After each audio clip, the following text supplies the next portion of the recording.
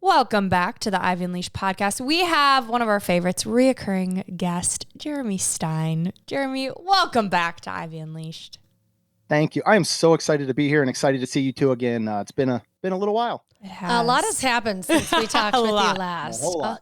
A lot. And we're always cheering for Jeremy and he does so many different things. First of all, he's a husband. He's a father of two. He's the host of Mainstreet Magic Podcast, which is this incredible podcast. If you need any tips about Disney, literally anything you would possibly need to know, this is your guy. And listen to Mainstreet Magic.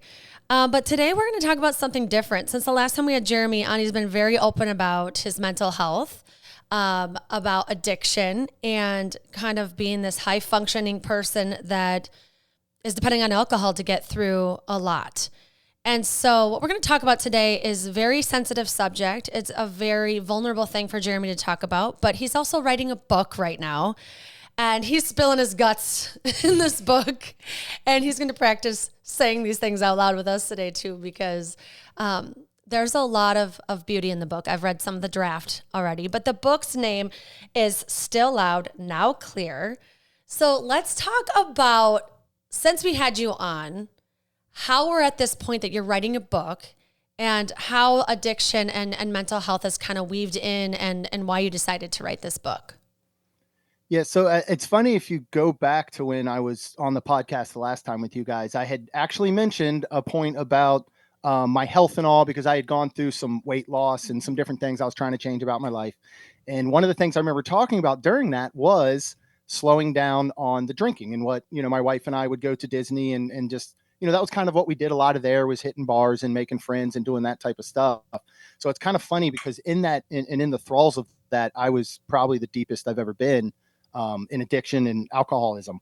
And so it was all these small moments that started to add up. And the whole thing, and one of the reasons I'm trying to be so honest and open about this, one, I'm lucky to have a platform with the podcast. And I know it's Disney related, but the amount of people that, are familiar with this type of struggle, they know someone, they're going through it themselves, that have been able to reach out. So I thought, well, maybe I can actually, help some folks. And it's kind of to break that stigma of what addiction is, what an alcoholic is, because from the surface, and I'm sure you two included, would have never guessed that I was an alcoholic, that I was deep in addiction, and that I was struggling for years and years. The people in my own house didn't know it because I held it so close and kind of every day was just putting on a show, really. Mm-hmm. And so, it doesn't have to be this rock bottom that everybody imagines. It doesn't, an alcoholic doesn't have to be the person that's lying in a ditch, that has lost everything in their life, that's on the street, that looks disheveled. I'm an alcoholic, like, look at me. And this is what the average alcoholic usually that is probably walking around and looks like. So I thought it was important that if I was going to finally be honest and finally face this after really 2 decades of going through this, that I had to put it out to the world, because if I was going to go through all of this, if I was going to put the people that love me through all of this, then, in the end, I want 2 things. One is for me to have a better life, my family to have a better life, because I finally admitted it and I'm doing something about it. But 2 is to help someone else. If somebody is listening to this, or they end up reading the book, or they follow me on social, and they're just like I was, they know the signs. They're up at 3 a.m. awake, Googling, alcoholic, like taking the test right online, because they probably don't think maybe that they are one, or that they have an issue as deep as it might be. And so I kind of just want to bring that to light. Like, this is what it's really like. It's not what usually you see on TV. It's not rock stars going out and partying every night and all this type of stuff. A lot of times it is your neighbor, or it could be your coworker, or it could be, your husband or wife. In my case, it was, me with Rhonda. So I thought it was really important to be honest and kind of tell everyone, like, hey, I did it, and here's everything I dealt with and how, and you can do it too. Mm-hmm. What was that first step that you took in admitting it, in asking for help? What did that look like? Saying the words out loud, I have to get sober. Mm-hmm. That I had never, ever said that out loud. And a lot of the things that I'm probably going to say to you guys today, I've yet to say out loud. So pardon me if I get choked up and emotional, because I guarantee I will. It was always the conversation, was, hey, I need to cut back. You know, hey, I need to slow down. I won't drink this weekend. I won't do this, this, and this. And it was setting up rules. You know, it was, well, I'll only drink on the weekend. I'm not going to drink on, you know, what we'll call a school night anymore. My wife and I work for ourselves, so work night isn't the normal definition. So I was like, all right, school night, no drinking, you know, no starting to drink before this time, and all these different bargains that I made with myself. And, you know, that's not moderation. That's just an illusion, right? Like, that's not really what's going to happen. If you're constantly having to tell yourself to do those things, it's not working. So I'd never said the word sober. In my mind, I had said a million times, like, hey, if next month doesn't go better, because it was always next, right? It's always, well, next weekend, next month, dry January's coming. I'll deal with it then, you know, and then I'd make it like 5 days through dry January. So it was just that point of finally saying it out loud. And it wasn't a rock bottom moment. It was probably a night that was like so many others, but it was this collection of moments that led up. And the example I'll use, if you scroll on TikTok, and maybe it's past that fad, but there was like this fad where people would take a watermelon and they put rubber bands around it, right? And you keep putting them on it, as many as you can. And finally, all it takes is one rubber band and the whole watermelon explodes. Like, I was the watermelon, and all these little moments were rubber bands. And for whatever reason that night, and I was drinking, we were out with people, and I'll be happy to tell you some about that if you want. And I just remember looking at Rhonda and saying, I have to get sober. And as soon as that word sober came out of my mouth, the back of my head was like, oh no, now we have to do it. There's no escape now. It's not, hey, I got to cut back, because there's always an escape. And so saying that out loud is really the first step. And I know that's kind of cliche. Like, the first step is admitting you have a problem, but I admitted I had a problem a long time ago to myself. So I would almost say is the first step is admitting you have a problem out loud or to someone else.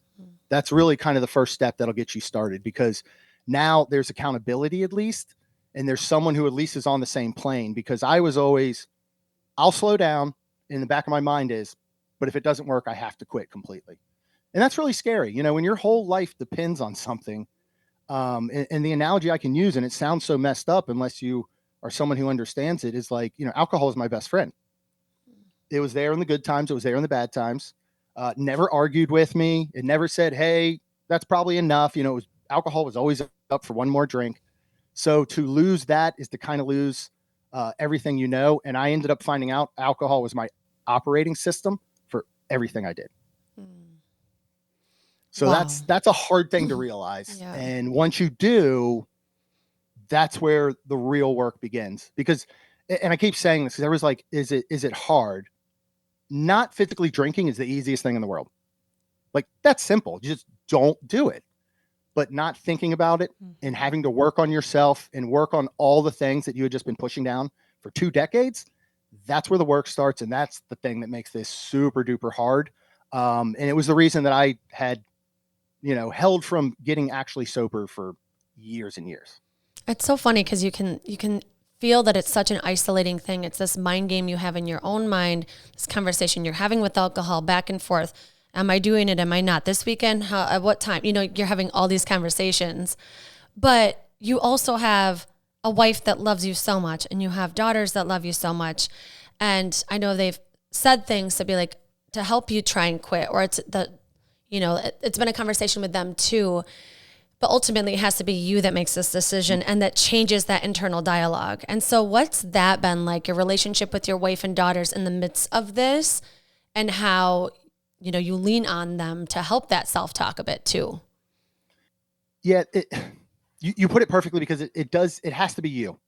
Like, you have to be the one that finally does make the decision. And it's something else that I want people to kind of understand is, you know, for every good reason, Rhonda or my girls would get mad at me for drinking. Every good reason in their mind. And they had no reason to think otherwise. They just thought was, hey, he doesn't really care. He is, you know, we've asked him to slow down or stop drinking so much. He continues to do it. Like I'm the problem. And I understand that is part of it, but alcohol is also a major problem. And so when it just comes into your life like that, at no point did I ever wake up and be like, oh man, I'm going to try and destroy my life today. Like that would be awesome. No, I woke up every morning saying, I'm not going to drink tonight. And if I do, it could destroy my life. And then a certain time rolls around and a trigger hits, a craving hits, and it's kind of all you know. And so, we had never, I think, had the conversation that we needed to. I mean, my girls, the poor things are, they're 15 and 17 years old. This isn't a conversation they should have to have with their dad. Mm-hmm. And for me to be open and honest with them and Rhonda in the past was super hard because, again, it was admitting that I had to change, and that scared the hell out of me. So there were times that, I'd sat down with the girls after an incident or something. And one thing I do want to be clear, at least in my case, is incidents for me were not violent. They were not destructive in a kind of, physical or mental way. For the most part, it's not like I was berating my kids, and getting drunk with a bottle of whiskey and a wife beater, yelling at them or something, getting the police called. It was a quiet violence, I could say. And I wouldn't realize until after how volatile I was all the time. And I mean, you guys know me well enough from the past. I'm a chill person. I'm pretty relaxed. I'm usually kind of, other than doing a podcast for, 8 years, I'm usually the guy kind of in the background. And so it's hard to be honest with those people that you love about something like that. And now the honesty, once I opened that door, it's incredible how much more can flood out. And because there were so many nights that Rhonda, came home, and whether I had been drinking that night and she was unaware or I hadn't, but I was still just almost mentally hungover from the day before, or whatever it may have been, we didn't talk, we didn't share. I wasn't very open. I wasn't very honest with her because I was so afraid of getting caught. That was the thing. It was almost rehearsing lines in your head just so it sounds normal. It was, us maybe being out, and maybe we were, it's on a Friday night and we're having dinner and we're having some drinks, and, mine were always exponentially more than hers. And most of those she didn't know about, but it's taking notes in your phone. So the next morning when you wake up, you can refer to them. So you don't make an ass of yourself when you say something that you guys had a full discussion about the night before. Mm-hmm. And so I held so much in and just didn't say anything to my whole family and friends because of that, because it was constantly putting on a show. I didn't want to get caught. Mm-hmm. And now that I kind of caught myself and I opened up about this, it's so much easier to be honest and to say things. I mean, Rhonda and I always had a really good relationship other than alcohol. That was the only thing that really brought anything between us. Other than that, our marriage has been incredible. It's always been wonderful. We love each other very much. And I was at a point where I was like, there's no way that two people could love each other more. And now I'm like, wow, they can, because we're being completely honest. And for the first time, it's weird because she's getting to see the real me, but I'm kind of getting to see the real me too. It's not like some of these stories you see. There's an artist that I just came across, Cameron Whitcomb. He was on America's Got Talent. He struggled with addiction and was addicted when he was 13 years old. And in his later years, through being a teenager to the time he got to like 20, I think he's like 23 now. He's already lived a lifetime of addiction and sobriety and all this type of stuff. And you just start to hear all this honesty and stuff and people like this in their voices. And it just makes, connects so much, and it makes you want to do the same with everyone around you. And, opening up that door, saying those words, I have to get sober. And the other thing, saying out loud, was, I need help. Mm-hmm. I can't do this alone.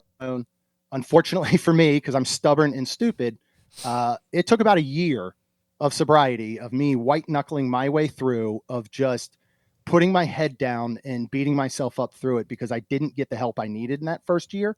And that's another thing that I want to kind of let people know, and this book to be about, is, the book's very much about how I got sober, but it's also about how I did it in that first year in all the wrong ways. And so that hopefully people can learn from that, because everything was driven by fear. It's fear of having to talk to a therapist, of having to go to a doctor, of walking into an AA room and admitting in front of a group of strangers, that you're an alcoholic, and discussing things that you haven't even discussed with your own family.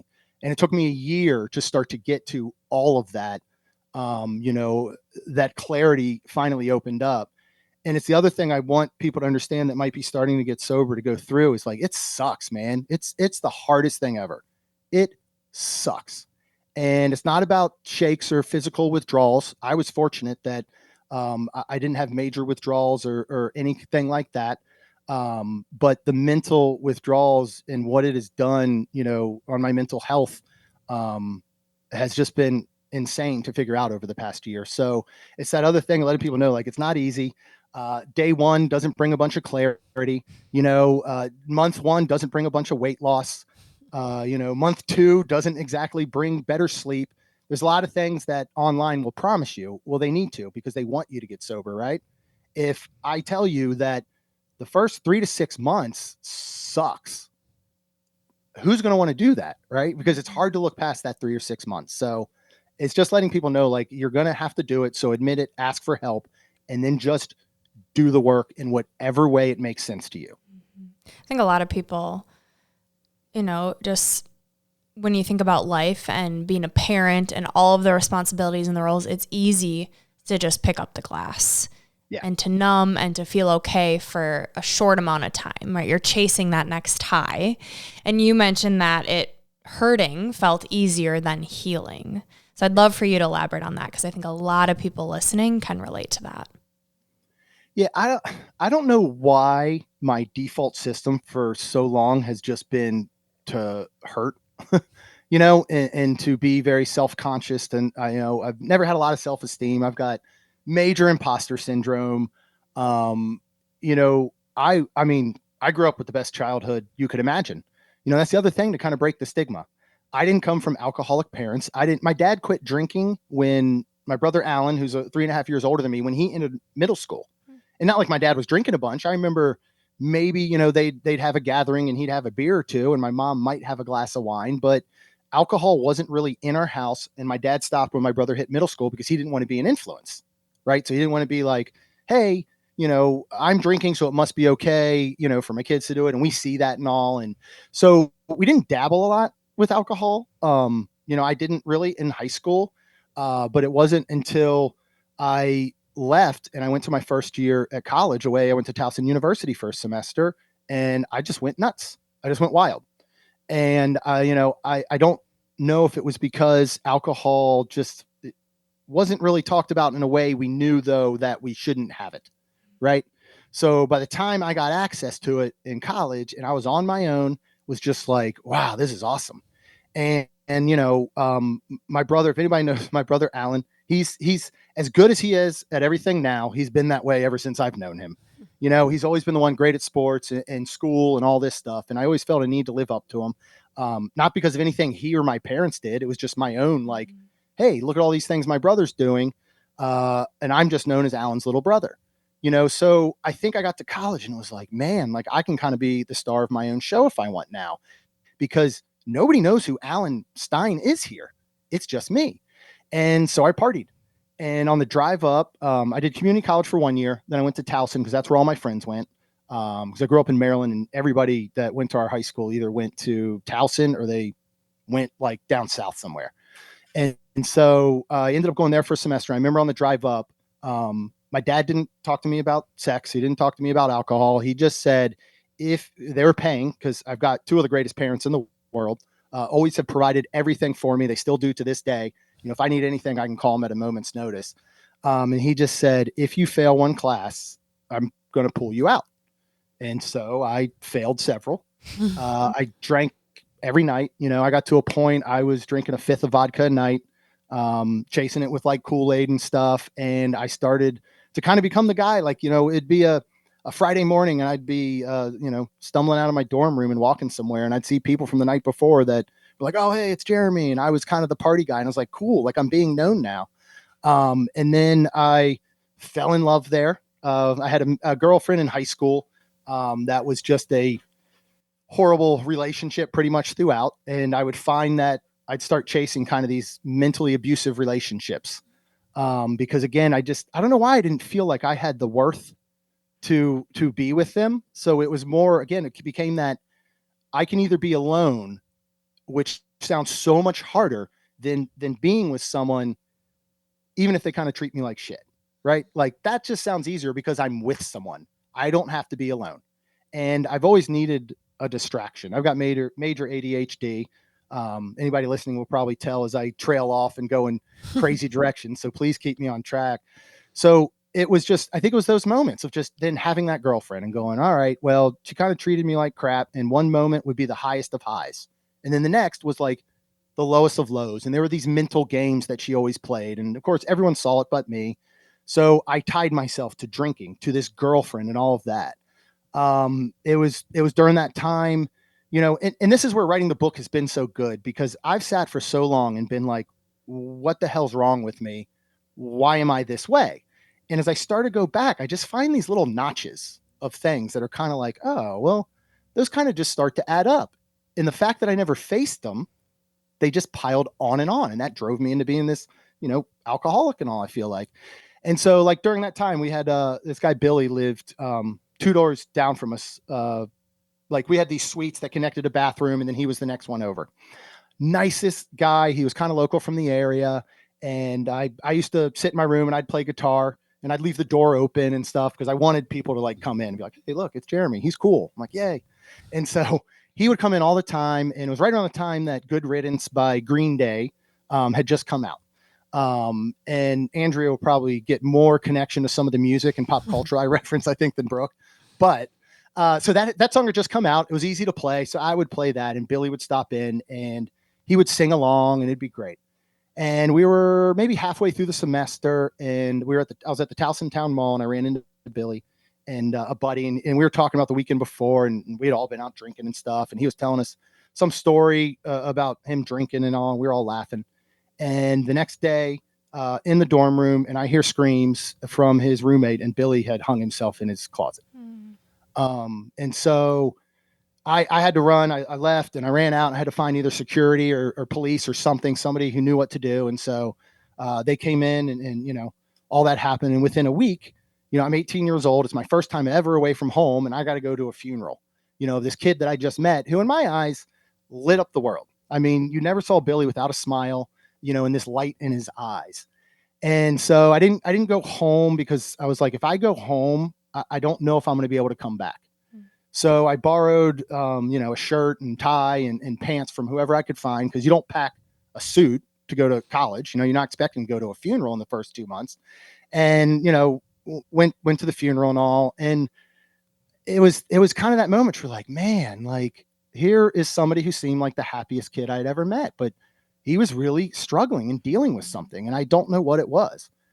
And so that kind of just went by and we went on, you know, and I think it was all those things that started to add up. And I just, no matter what I did, drinking just seemed to be the outlet. You know, I moved out on my own. I broke up with the college girlfriend. I dropped out, went back home. Then I moved in with her before moving in with a buddy of mine, Phil, and his girlfriend. And I'd always played music, and I played guitar in high school and played in some garage bands like every single kid in the late 90s does. And Phil and I ended up reconnecting because I went to high school with him and his girlfriend, Kathleen. And so we reconnected and we moved in together just outside of Baltimore. We lived together for about 3 years, and we about every 10 to 12 months, we'd have to move apartments. Just we'd find something cheaper, whatever. And Phil and I started to play music out in Baltimore. And so we would go usually Monday, Tuesday, Wednesday. We had open mic nights that we would go out and play at. And then on the weekends, we were either trying to book some sort of show or just play anywhere we could.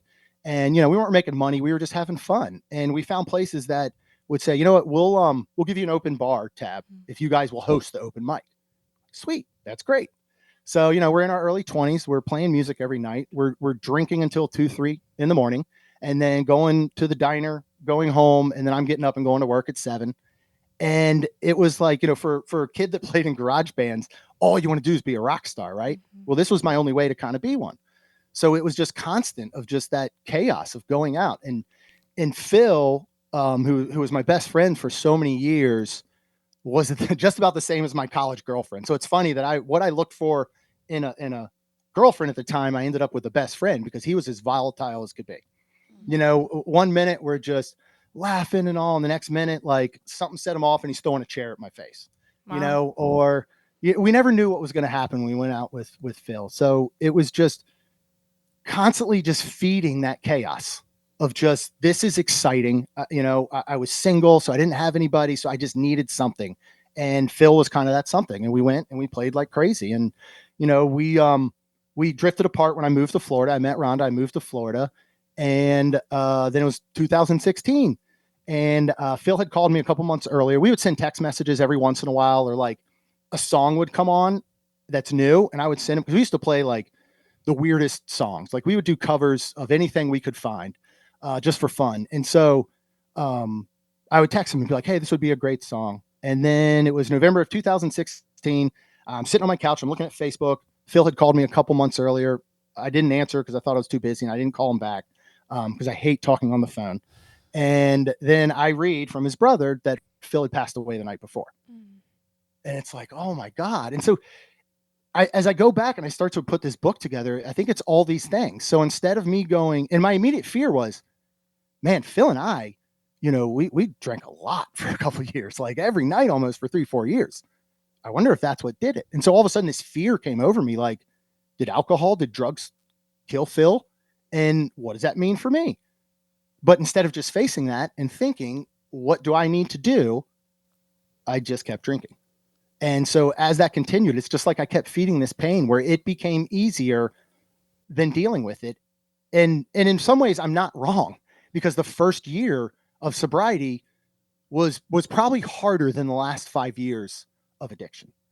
So it's understandable that you don't want to face that, but I'm telling you, what's on the other side is absolutely incredible. And that's what's hard, is that it is the long game. Like you said, it can be a tough year. It can be a tough 6 months. And who wants to hear this is going to be hard and this is going to suck? Okay, so I should do it, or you know. And you know, Brooke and I have both played with giving up alcohol, not drinking at all for months, 75 hard, you know, all those things. Mm-hmm. And I do think when you haven't had like a full-blown addiction where, you know, you rely on it daily, that you can actually get little benefits faster, I think. Yeah. Like just experimenting with the last year with me, I noticed like a night of drinking will kind of make me foggy for a couple days, and I'm still functioning and I'm still like happy, but just from really taking a big break from it just recently, it does steal your joy. Like you can't actually access like this true happiness. Like it's almost like there's this little cloud, and it takes like 4 or 5 days for that to actually disappear. And so I think, you know, everybody listening, based on what you're at with your relationship with alcohol, maybe you don't drink, maybe you drink a lot. I think it's trying to figure out like, what is it that I'm covering up? What is it that I'm avoiding?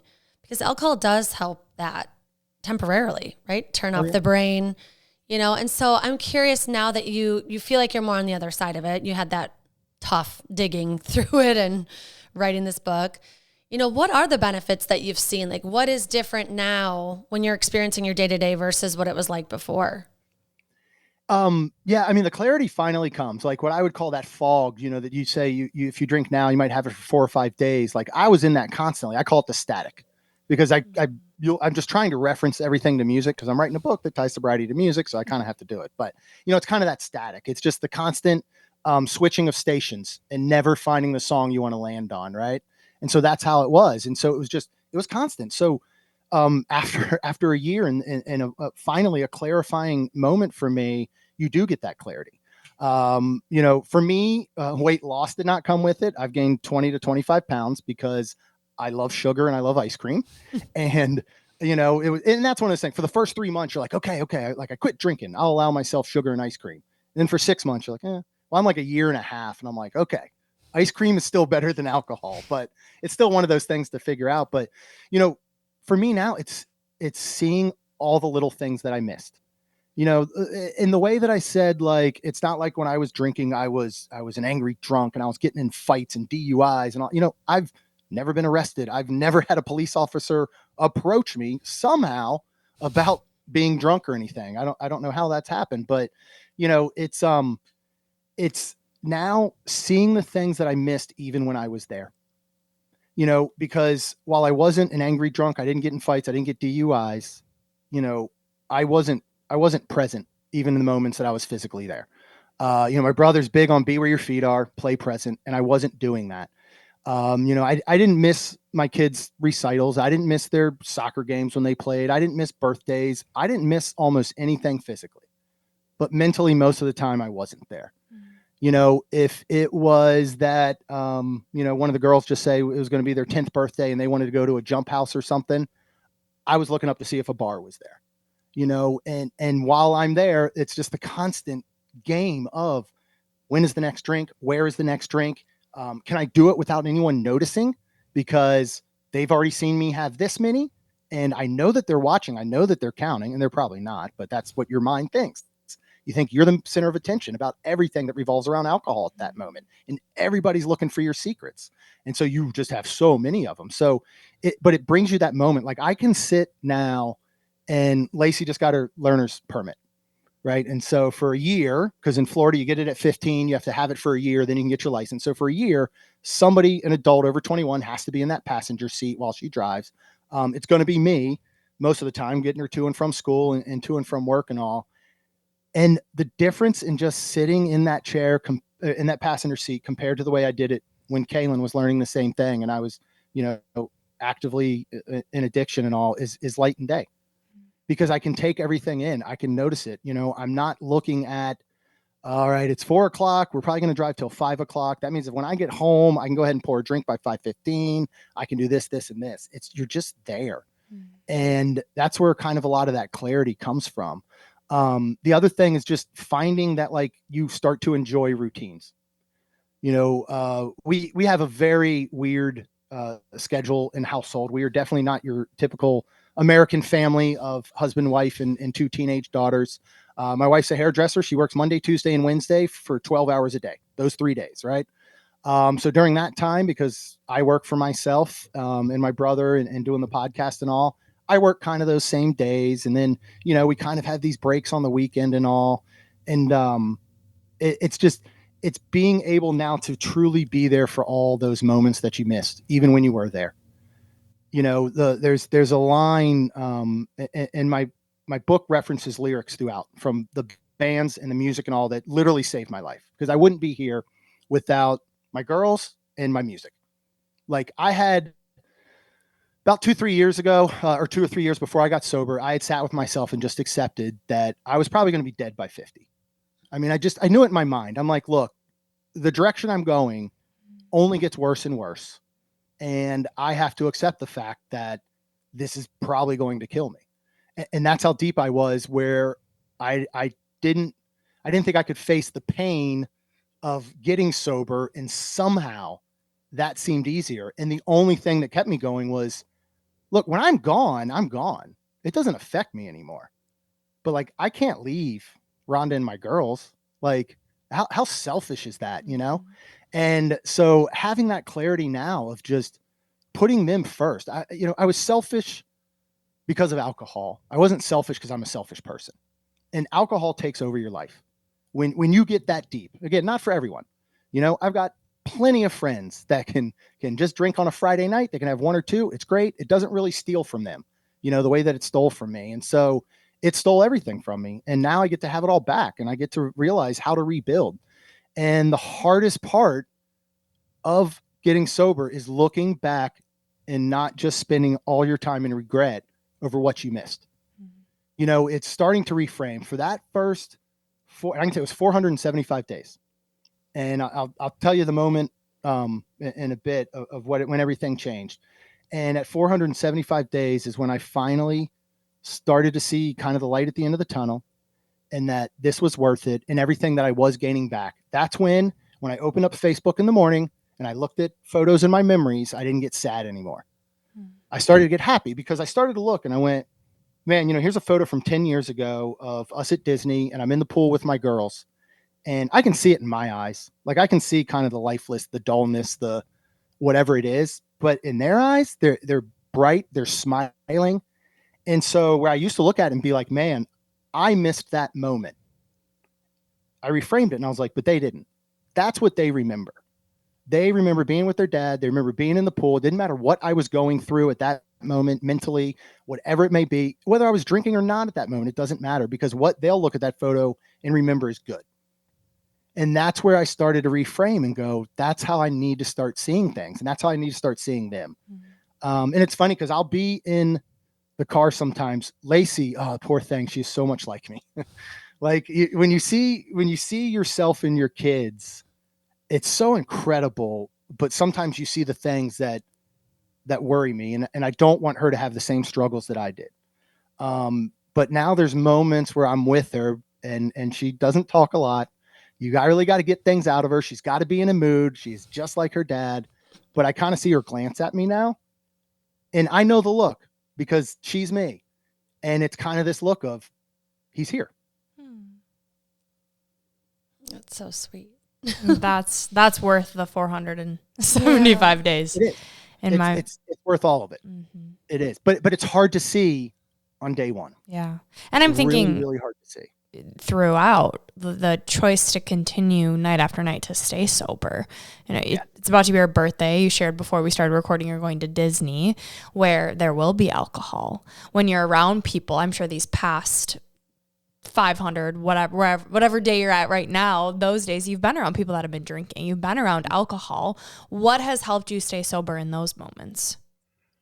So one of the things that I feel I did wrong was the moment I got sober, I didn't change a single thing about my life except I removed alcohol, which means no plans changed, which means the plans I had the weekend after I got sober stayed. The cruise that we were going on a month and a half after I got sober stayed. The birthday 2 weeks later for a friend and 40th that she rented an Airbnb in Orlando, I kept those plans. And she said, hey, if you don't want to come, I understand. And at the time, again, I thought that was strength. I thought it was like, look at me. I'm going to be around alcohol. I'm not going to need it. And I didn't cave. And every moment of it was miserable because, again, I thought I'm going to be strong. I'm not going to change my life. And my thought was, if I take myself out of what I'm used to for just say 2 or 3 months, it's going to be harder to throw myself back in. Now I'm realizing that maybe not have been the case. One thing that helped me a ton, and I know in the world of sober and sobriety, a lot of people, I feel like it's 50-50. Non-alcoholic options have helped me a ton. Mm-hmm. A lot of people don't want to do it. They feel like it's cheating. Some, yes, they have 0.5% or less alcohol. But I think like sodas, if you ate like a banana peel, like it really isn't anything. So, so it's not really something, but there's a lot of people that feel like it's cheating, or they're afraid that having the taste of a beer, even if it's not alcoholic, will set them off to the real thing. And that could have happened to me, and I took that chance, but I started making sure that I had something when I was going to be in those situations. So if we were going to go out somewhere, I started going, Disney, which we go to all the time. It was really hard to go back there and not be drinking, because it was just like, it's habitual at that point. You're like, oh, there's the place. You just start walking towards it. And you're like, wait, we can't go in there. And if we are, we got to do something else. And so I made sure I looked at menus, said, do they have any sort of non-alcoholic alternatives? Whether it's a non-alcoholic beer, if it's some sort of mocktail or zero proof cocktail. And so when everybody else would order their beer, I'd get like my non-alcoholic beer. And it really did help. Because for me, what I started to find, and I find now, and I think that's where a lot of the eating comes from, and my snacking and all is I need something. Like I need constant something happening. If I'm working, even when I'm sitting writing this book and reading it, I have music on in the background, which most people would distract them beyond belief, but I can't really sit in that silence still. It's something that I'm still working on. So I constantly just need something going on. And I feel that way with just having something in my hand. There's a lot, you go, all right, well, that person's a social drinker. Okay, well, yeah. They need to feel involved. They need to feel like they fit. That's why they have it in their hand. You can take sips. It's just something. It's tangible. And so that helped me a lot through all of that, is having those non-alcoholic alternatives. And what I found is on a Tuesday at 5, when I'm like, this is when I would drink. This would be a great time to drink, right? I'll have a non-alcoholic beer and I'll have that one. And I'm like, all right, I'm good. That's enough. And it's funny because sometimes like I might be I might drop Lacey off at work and I'm coming home and I'm like, you know what? When I get home, I think I'm going to sit and have a non-alcoholic beer. And I'll get home and like an hour go by and I'm like, oh, I forgot to get one. And you're like, okay. So I think it's part of having that. It's like, it's kind of the safety net that helps me feel still involved. The other thing is, I mean, you got to have people around you that love you and care about you and are just as serious about your sobriety as you are. You know, one of my best friends, Rob, I've known him since second grade. We grew up in Maryland together. And a couple of years after I moved to Florida, he moved his family down. They live 0.7 miles from us in the same neighborhood. I've known him. I've known his wife, Tina, since middle school. I got ordained and performed their wedding 20 years ago now, as of July. And so Rob and I, for being best friends, we are not the type to sit down and just have it out and be emotional with each other. And that first birthday, I got sober in March, and then it was September. And that first birthday was really hard. Like, again, because I was stubborn, I planned a night out. I got all my friends. So let's go down to St. Augustine, right? Let's bar hop. I'll find non-alcoholic options. It was miserable. I hated it. But that Sunday, we went out Saturday night, and the next day, Rob and Tina came over, and I was making dinner or something. And their kids are like the same ages as our kids. And our youngest, Lacey, is best friends with their oldest, Cassidy, and stuff. So they came over, and Rob just walked in the door with a 12-pack of Biro, which Tom Holland, who's been sober for a couple of years now, started this non-alcoholic beer called Biro. And so he just walks in with the 12-pack, and he's just like, hey, man, I didn't know if you had tried these yet. And I had, but I was like, oh, yeah, let's, so I opened one up. He opens up one, and he still drinks. He drinks beer, but he opens one up, and he drinks it. And they left a card behind, and I open it up, and it's happy birthday and all this good stuff. And it's a gift card for Disney. And I'm like, oh, this doesn't write how much is on it. So I go online and I look how much. It's $189. And I was 189 days sober. And so it's those things that you're just like, having those people around you, having the options to know that you're not going into the belly of the beast, that maybe there is a non-alcoholic beer, or there is just something, whether it's picking up something else. A lot of mornings now, oddly, a lot of my tastes have changed in certain things. Like for some reason, coffee, I just don't care for it anymore all of a sudden. And so like every morning, just because I still need something, I have this concoction I make. It's like a Propel, and I put a tea bag in it, and I put a little simple syrup, and I take some fresh mint leaves and basil that we have in a garden we started out back, and I shake it all up in a shaker and pour it over ice. And it's just kind of this morning something for me. And it's the same type of thing I might do at night now. It's just having something tangible in my hand that doesn't make me reach for the thing that was basically just killing me for decades. So, yeah.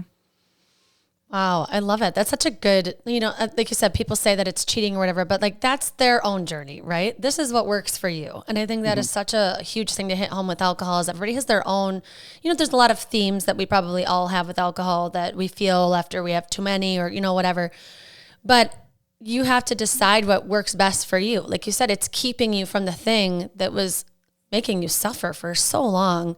And so if this is what it is, also, that sounds great with the mint leaves in there. I want to have that for breakfast. So good. So good. That was one of the things we did. So we started a garden out back. I talked about it for years. Well, now a weekend comes and you're like, what the hell do I do at the weekend if we're not at Disney? Right. So it's like Friday nights now. I mean, for a year, it took me Friday nights to go, man, it's really nice sitting on the couch and like watching a movie with my wife, with nothing else, and we used to do that, but alcohol was involved. And again, that was Rhonda, having a drink or two, and then me saying, oh, I forgot something in the garage and sneaking something out of there, or, hiding something in my office or whatever it may be. And like, I'd make these excuses like, oh, I got to do something real quick, and I'd get up and come in the office all pouty and stuff. And it's like, oh, have a little drink. And so it was all those types of things. But it's insane how everything they say kind of comes true, but it does. Like you said, it's all in your own journey and it's all in your own way. And I just don't want anyone to get discouraged with their journey. And I don't want them to compare it to other people's journeys. Because that's another thing. Finally, after a year, I went to an AA meeting, and I if you know me, that is a nightmare. You walk in a room of 30 people I've never met. I have to say out loud, it's the only requirement. I'm Jeremy. I'm an alcoholic. when they get around to you and you introduce yourself. Other than that, you can stay quiet the whole time if you want. You can listen, you can observe, and that's what I've done. But yeah, I mean, that was another interesting thing, is then sitting in that room and looking around. I looked like more of an alcoholic than anyone else in the room, because I've been growing a beard and so kind of scraggly, and I had on a band t-shirt, and I've got tattoos, and, I had my hat on, and I'm just kind of hunkered in the back, and everybody else looks like my dad, my grandma, my neighbor, my uncle, my, friend, like all these people that just look so normal to be there. It was an interesting thing, but that's another one I would say is I didn't think my journey needed AA. I didn't, it was another stubbornness thing. I don't want to be in front of people. I don't want to, have to talk about it when I don't feel like I want to talk about it and all. And I had a acquaintance that I met through my brother years ago, and he happened to post on Facebook. He was 4 years sober. And so I just messaged him and I was like, hey man, congratulations. I'm on my own journey, a little over a year or so now. And he was like, that's great, man. Do you have a good sponsor? I said, well, I haven't been to AA yet. And he's like, I don't want to preach. He said, but you need to go to one. It's like, it's the best thing I ever did. He's like, it's the only club. I love that he said it's the only club nobody wants to be in, but you never want to leave once you are. And I haven't said any other words in there. I've been for a couple weeks or so. I haven't said any other words than Jeremy, alcoholic. I don't even say that I'm Jeremy. I'm an alcoholic. It comes to me and I can just muster up Jeremy, alcoholic. Everybody says, hi, Jeremy. And you go on to the next person. But being in that room with those people is incredible. And that's where I learned to not play the comparison game. There's a woman in there, and it's Alcohol Anonymous, so I probably shouldn't say too much, but who has been through struggles I can't even believe, through a husband that's passed away, a previous husband that, abused their children. I mean, all these things. You're sitting back and you're not being like, she's got every reason to be an addict and to try and hide and run from pain. What reason do I have?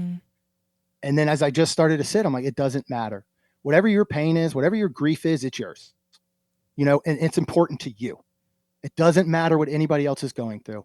I've got somebody who got sober after I did. He's a podcast listener. He reached out to me and he was like, hey man, you've been an inspiration. Cause I do talk about it on the podcast a lot. And he's like, finally I'm calling it quits. I'm getting sober. And I saw within a week or two, I could just see like, he seemed like all the textbook sober people, that clarity, and he was losing weight and he was just as happy as could be. And I was almost angry. Like, that's not fair. Like, I didn't get that after a couple weeks. Why do you? And then again, I was like, it doesn't matter. Like, this is my battle. It doesn't matter what I've lost, what I've gone through, what I haven't lost, and what I haven't gone through. This hurts for me. It's my pain. It's real. And so I have to just believe it and I have to accept it and I got to face it. And I think that's another just a thing that's just so important. Just don't look at what others are doing. It's important to be in the room with them because it does help you show appreciation and gratitude. I can sit back and go, hey, I get to go home to my incredible wife, and this person has lost multiple husbands. This person over here is talking about how they've had 2 DUIs and they lost their job and they can't get work now.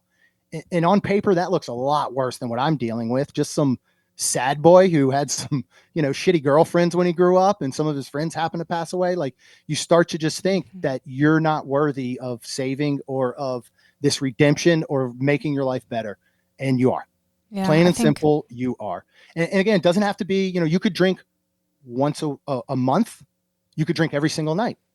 That doesn't matter either. It's just if you want to change. If you can look at yourself, if I asked you, said, are you happy right now with your relationship with alcohol? You don't even have to answer back out loud. Just answer honestly to yourself. If it's yes, okay, cool. Go for it. I mean, that's great. You've figured out how to do what I never could. That's awesome and bravo. If it's even the slightest no, then I think it's worth taking a look at. And, for a guy who 2 years ago was all about the drinks, was about everything, the internet knows, right? So I'd be through there and all of a sudden a video would pop up about, are you an alcoholic? And I'm like, what? How did that show up? Nope. And you just start skipping them and all, right? And the moment I stopped and I started looking at those and admitting it to myself first, even if it took years for me to admit it out loud and say the words, I have to get sober. It started with me. And it was that moment of just being honest, of saying, my relationship with alcohol is not what I want it to be. So and I wasn't able to change it by moderating.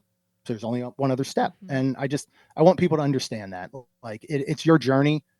do what you need to get through it. But there are so many tools. There's so much help out there. Hopefully I can be a resource. Hopefully this book can be a resource for people. Yeah. What 3 gold stars would you leave our listeners with? If they answered that question, yes, what 3 things would you tell them? Sobriety is not going to give you your old life back. It's going to give you the chance to build a new one. That would be one of them. You don't have to hit rock bottom. You just have to want to change. And then I had a third one I was thinking of.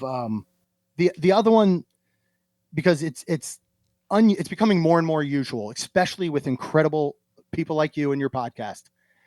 You don't hear men talk the way that I'm talking, right? You barely do anymore. I think you're seeing a lot more of it. I think it's being more acceptable. Mental health, people are talking about it finally. People are getting help. But as a man, I'm telling you, the most important and powerful thing you can do is say that you need help from anyone. Don't worry about it. It doesn't make you any less of a man. It makes you a heck of a lot more of one. And for someone who grew up as kind of almost the female in the relationship, like, I have those types of traits and stuff. I'm the one that loves to cook. I'm the one that loves to plan parties and plan these Disney trips and all that type of stuff.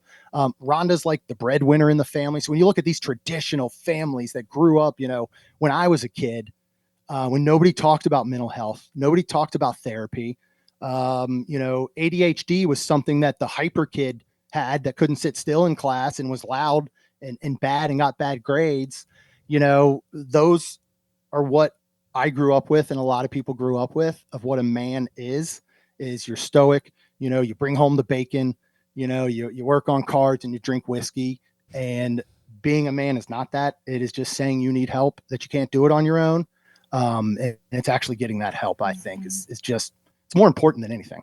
Oh, I love everything you're saying. It is so important that, like you said, that especially we have males talking about this. And we've had a few episodes in the last year of men being very vulnerable and talking about alcohol, talking about therapy, talking about all these things that have traditionally been very taboo to talk about. And so I'm just so grateful that you're putting it into, not just the podcast, but another avenue. People love reading books, and then they can hand it to someone without read it if you want, your choice. But, tangibly putting these stories into a book along with some data about alcohol, along with music, it's just such a beautiful way to kind of package it all together. So I cannot wait to read the full thing.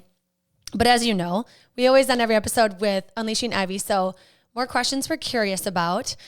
And I'm curious about your relationship with Rhonda, putting myself in her shoes and thinking about, okay, there's this self-worth issue my husband has. How can I tell him he's awesome, build him up, because that's ultimately what sabotages this thing, is you not believing you're worthy of continuing this work. And so I'm curious, speaking to the Rhondas out there, whether it's yours or somebody else's, what can that partner do to help you with that self-esteem, with this whole process and journey? Yeah, I think first is just, listen and understand, and it's like I said kind of earlier, like Rhonda's going to read things in this book that I never said to her out loud. And honestly, I don't know if I could, as weird as it sounds. It is one thing to say something to yourself. It's one thing to put it on paper, in an email, whatever. Like at that point, you can delete it. But once it's out loud, it's there, and you're so vulnerable, and it's so much harder. So that's been hard for me, but she has been so open to listening. She accepts all of that. She tells me now so much, and maybe I'm only noticing it now, but she tells me how proud she is of things that I do. And, like I said, Rhonda's the breadwinner, right? She lets me live this crazy dream of, and I work for my brother, and that's like my main job. But, this dream of chasing this Disney podcast that I've been doing, and we just started doing more on YouTube. So I had to go out and get a camera, and I bought this t-shirt printing machine behind me, which if anybody wants to buy one, hit me up. I'll sell it to you for cheap. She supports these crazy little ADHD projects that I have and that I go for, and she does it in a smart way. She doesn't just let me run amok, but she supports the things that I get excited about because she knows how important they are to me. And one thing that has changed, and I think, and she'll kind of admit this, again, we had a good relationship other than the alcohol part. But I think a lot of the reason, because there were plenty of times she said, next time, that's it. I'll leave. And I think she stuck around for so long for the same reason it took so long for me to get sober, is that the work sounded harder than what you were currently doing. I think it just was easier for her just to live with it, and we had gotten to some points where we were almost kind of like roommates. We were roommates that loved each other, but it was just like we lived in the same house. And so now she really listens. And every morning before she leaves for work and every day she gets home, and we hadn't done this, she gives me a kiss.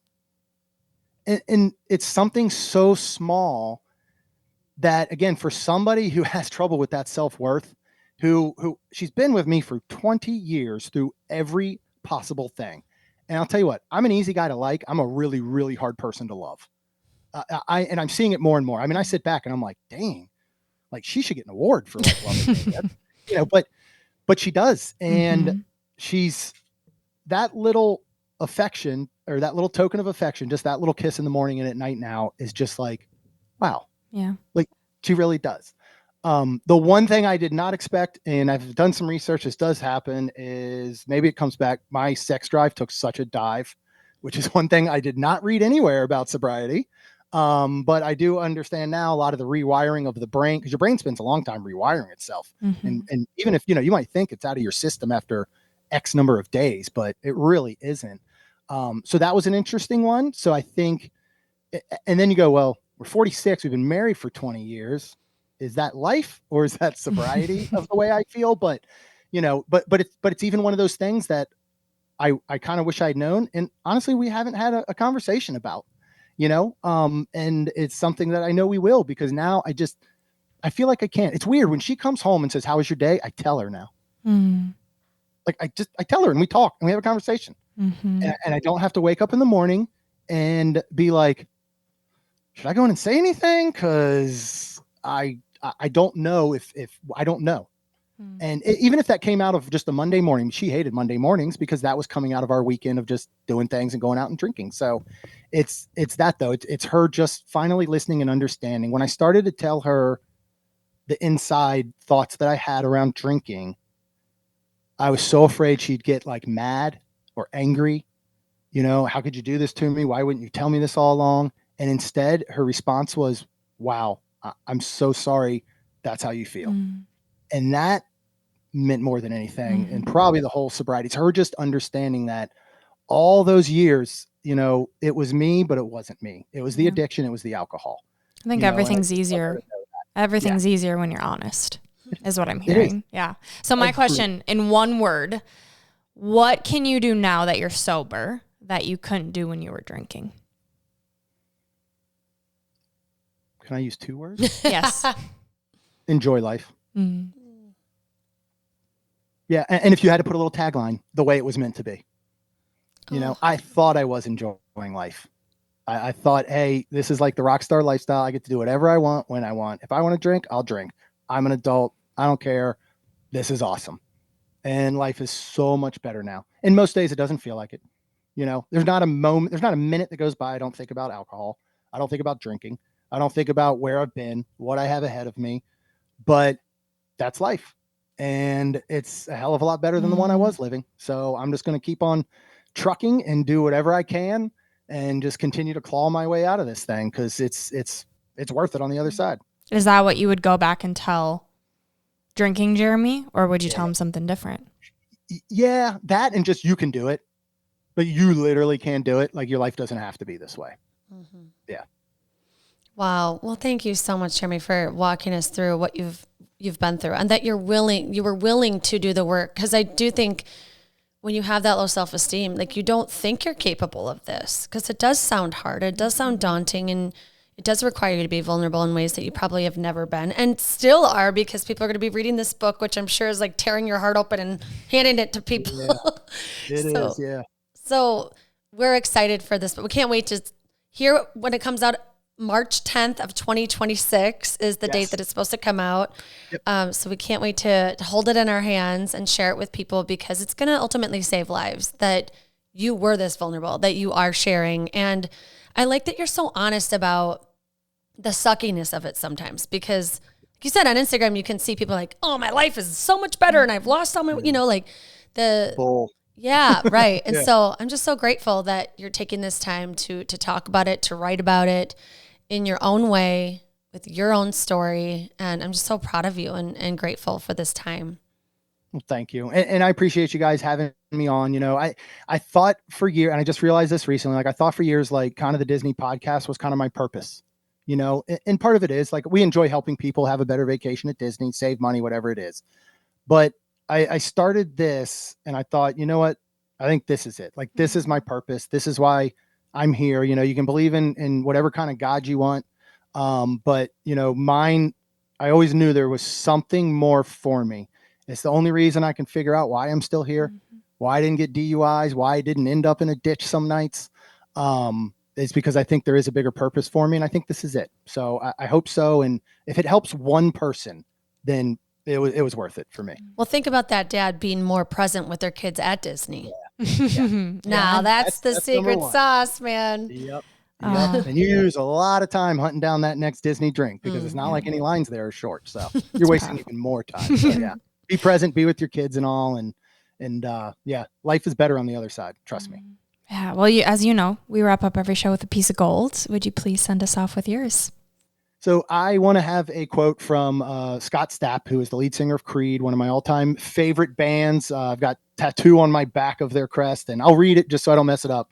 Because he's been sober now for several years. He battled addiction. It broke up Creed originally. If you're a Creed fan, you know about the show in Chicago many, many years ago. But he has been sober for years now. And his quote was, "My sobriety is the most important thing in my life because everything else in my life is dependent upon my sobriety. Without that, I lose everything." And I couldn't put it in any better words. So I just went and decided to use his, because his words have spoke for me since basically 1997. So figured, why not let him speak for me now? This is Gold Ivy signing off. Listen to your truth and go chase your gold. Oh, I love that quote. Wild. You did it. How's it feel? Thanks. It's good.